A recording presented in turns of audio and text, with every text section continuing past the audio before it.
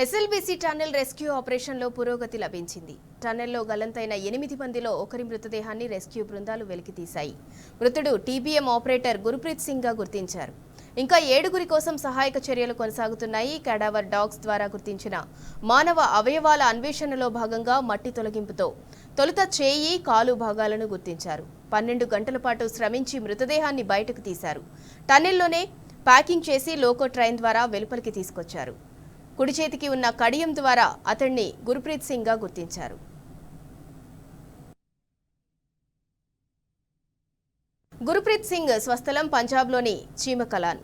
ఆయన Robbins India కంపెనీలో ఇంజనీర్గా పనిచేస్తున్నారు. గుర్ప్రీత్ సింగ్ మృతదేహానికి నాగర్ కర్నూల్ ప్రభుత్వ ఆసుపత్రిలో పోస్టుమార్టం నిర్వహించారు.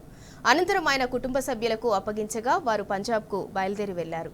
అటు గుర్ప్రీత్ సింగ్ మృతదేహం లభించిన దగ్గరలోనే మరో 3 మృతదేహాలు ఉన్నట్లు గుర్తించారు. రెస్క్యూ బృందాలు వాటిని కూడా వెలికి తీసేందుకు సహాయక చర్యలు కొనసాగిస్తున్నాయి.